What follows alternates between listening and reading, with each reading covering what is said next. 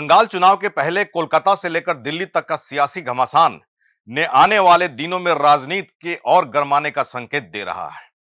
नमस्कार, आदाब, सत श्री अकाल। मैं हूं मनोज नारायण सिंह और आप देख रहे हैं मंथन टुडे।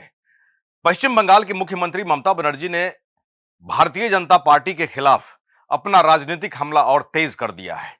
कोलकाता में एक जनसभा को संबोधित करते हुए ममता ने केंद्रीय गृह मंत्री अमित शाह पर पहली बार सीधे तौर पर गंभीर आरोप लगाए।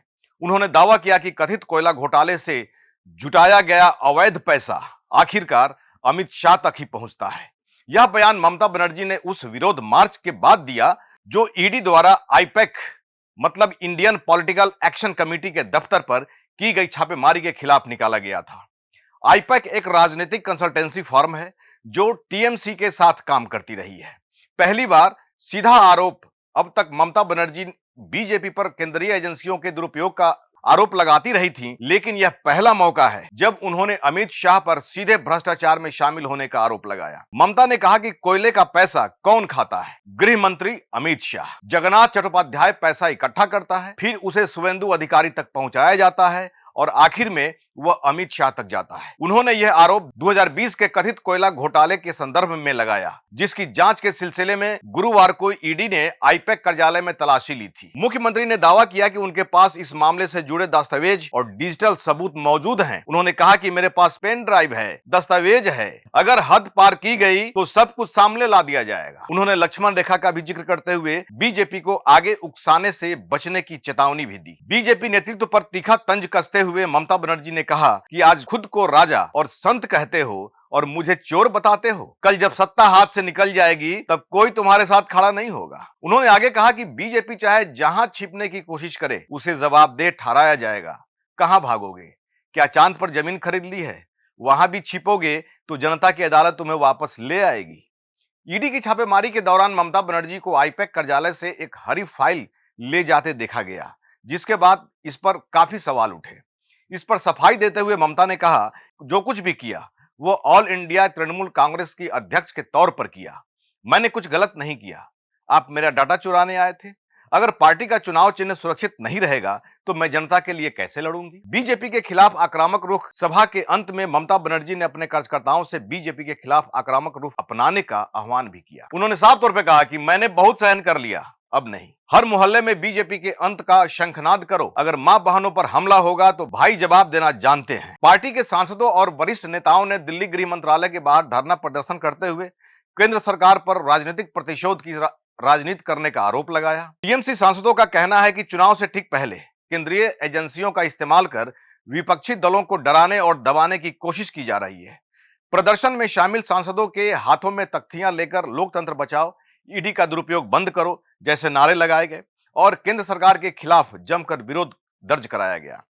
पुलिस ने सांसदों को सुबह 10 बजे हिरासत में लिया और दोपहर 12 बजे छोड़ दिया। इस कार्रवाई के बाद ममता बनर्जी ने एक्स पर लिखा, गृह मंत्री के दफ्तर के बाहर विरोध करना हमारे चुने हुए प्रतिनिधियों का लोकतांत्रिक अधिकार है। उन्हें सड़कों पर घसीटना कानून का पालन नहीं है, बल्कि यह पुलिस की घमंड दिखाने की कोशिश है। पश्चिम बंगाल की मुख्यमंत्री ममता बनर्जी ने ईडी की कार्रवाई को पूरी तरह से राजनीतिक बदले की भावना से प्रेरित बताया। उन्होंने कहा कि बीजेपी चुनाव में जनता का सामना नहीं कर पा रही है, इसलिए केंद्रीय एजेंसियों का सहारा लेकर विपक्ष को कमजोर करने की साजिश रची जा रही है। इधर टीएमसी ने इस पूरे मामले को लेकर कानूनी रास्ता भी अपनाया। पार्टी ने ईडी की कार्रवाई को चुनौती देते हुए अदालत में याचिका दायर की, जिसमें कहा गया कि एजेंसी अपनी संवैधानिक सीमाओं का उल्लंघन कर रही है और चुनावी माहौल को प्रभावित करने की कोशिश कर रही है। राजनीतिक विश्लेषकों का मानना है कि जैसे जैसे पश्चिम बंगाल में चुनाव नजदीक आ रहा है, केंद्र और राज्य सरकार के बीच टकराव और तेज हो सकता है। दिल्ली से लेकर कोलकाता तक जारी इस सियासी घमासान ने आने वाले दिनों में राजनीति के और भी गरमाने के संकेत दे दिए हैं। ईडी ने मुख्यमंत्री ममता बनर्जी पर जांच में बाधा डालने का गंभीर आरोप लगाया। वहीं आईपैक ने छापेमारी पर रोक लगाने की मांग की। एजेंसी का दावा है कि रेड के दौरान मुख्यमंत्री ममता बनर्जी जबरन घुस आई और जरूरी सबूत वाले दस्तावेज उठा ले गई। इस दौरान सामने आए वीडियो फुटेज में ममता बनर्जी को एक हरे रंग की फाइल के साथ बाहर निकलते हुए देखा गया। ईडी का कहना है कि यह कार्रवाई चल रही जांच में सीधा हस्तक्षेप है। ईडी ने यह भी आरोप लगाया कि इसके बाद मुख्यमंत्री का काफिला साल्ट लेक स्थित आईपैक कार्यालय पहुंचा, जहां से ममता बनर्जी, उनके सहयोगियों और पुलिस अधिकारियों ने भौतिक दस्तावेजों और इलेक्ट्रॉनिक सबूतों को जबरन हटाया। एजेंसी के मुताबिक यह धन शोधन निवारण अधिनियम के तहत अपराध है। प्रवर्तन निदेशालय ने पश्चिम बंगाल सरकार और मुख्यमंत्री ममता बनर्जी पर अपनी जांच में बाधा डालने का आरोप लगाते हुए सुप्रीम कोर्ट का रुख किया। ईडी ने अनुच्छेद 32 के तहत याचिका दायर कर कहा कि आई पैक से जुड़े कोयला घोटाले की जांच के दौरान राज्य सरकार और पुलिस ने उसके काम में दखल दिया। ईडी ने सुप्रीम कोर्ट से इस पूरे मामले की सीबीआई जांच कराने की मांग की। ईडी का कहना है कि आई पैक से जुड़े ठिकानों पर छापेमारी के दौरान अधिकारियों को कानूनी रूप से तलाशी लेने और जरूरी दस्तावेज जब्त करने से रोका गया। एजेंसी का आरोप है कि वरिष्ठ राज्य अधिकारियों की मौजूदगी में दस्तावेज और इलेक्ट्रॉनिक डिवाइस जबरन वहां से हटा दिए गए। ईडी के मुताबिक यह न्याय में बाधा डालने जैसा है और इससे उसकी निष्पक्ष जांच प्रभावित हुई है। पश्चिम बंगाल सरकार ने पहले ही सुप्रीम कोर्ट में कैविएट दाखिल कर दिया था ताकि ईडी को कोई भी राहत देने से पहले राज्य सरकार का पक्ष सुना जाए। यह विवाद कोलकाता में आई पैक से जुड़े ठिकानों पर हुई छापेमारी से जुड़ा है, जो कथित करोड़ों रुपए के कोयला घोटाले की जांच का हिस्सा थी। ईडी का दावा है कि करीब 10 करोड़ रुपए की अपराध से जुड़ी रकम हवाला के जरिए आई पैक तक पहुंचाई गई थी और गोवा विधानसभा चुनाव 2022 में तृणमूल कांग्रेस के लिए सेवाओं के बदले भुगतान किया गया था।